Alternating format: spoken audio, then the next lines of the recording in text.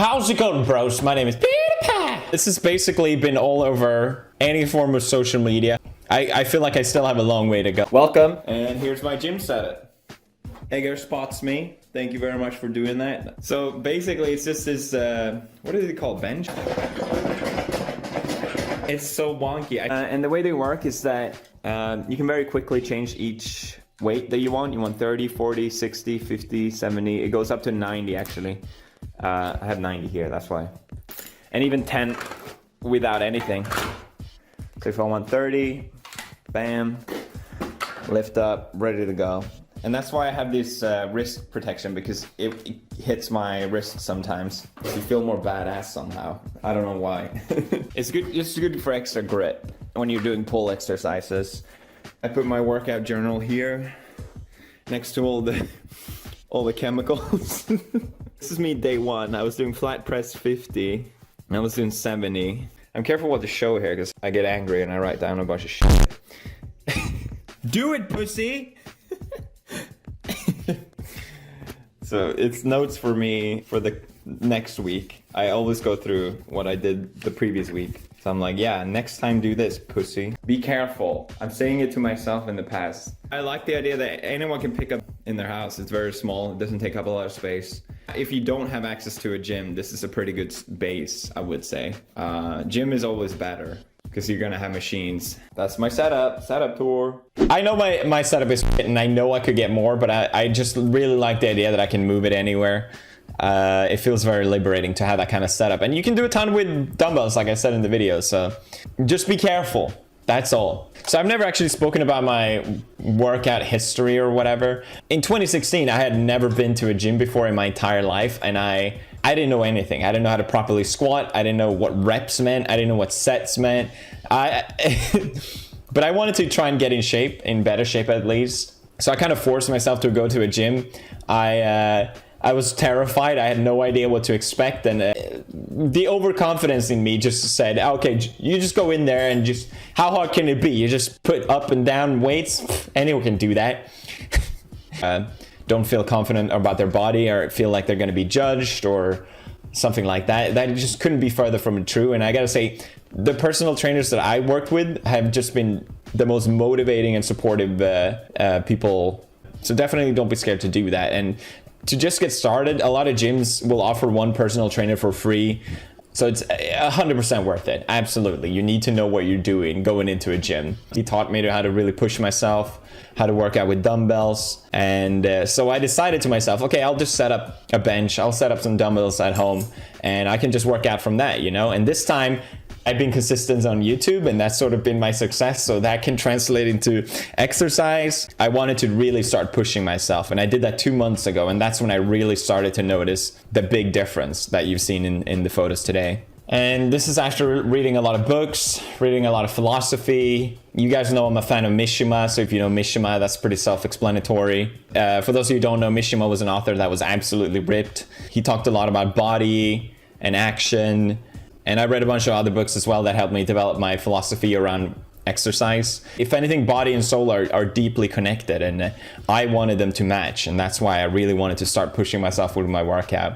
So this time I had a clear goal, what I was getting into. So I just needed to push myself this time. I sort of became my own personal trainer. I knew which workout that was needed to be done. I just didn't know how to not slack off, because it's easy to slack off when you work out on your own. It's totally possible to work out on your own, but it's always better with a trainer or a friend or with someone else. So I started tracking down my training. I wrote down in a journal, which you saw earlier, my reps, my sets, the weights, and how much rest time I would keep. And I would really try and push myself each time to make sure I was making progress. In retrospect, I don't think that was the most important thing to do. The most important thing is to really, like, you can't push any longer. That should be the goal instead, but it worked out for me. So my workout routine, finally we got to it. I'm sorry for so much talking.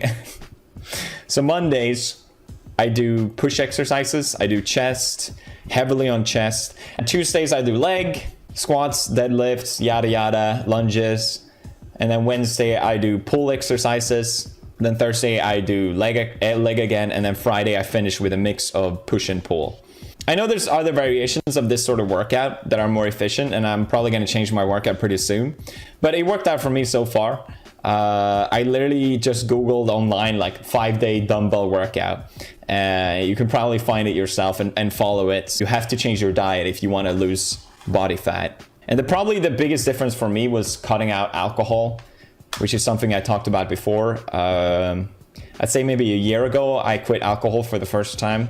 As you guys know, I like my whiskey. I didn't feel good about it, so I quit alcohol completely, and I did that for a couple months, and I felt, hey, great. You know, I can actually do this. It's great. No, I'm not doing it. Never again. I do drink maybe like a pint of beer once a week if I'm hanging out with friends online or whatever. I drink socially, basically, is what I'm saying. The Stoicism talk about how it's important to let your spirit loose. And I kind of agree with that.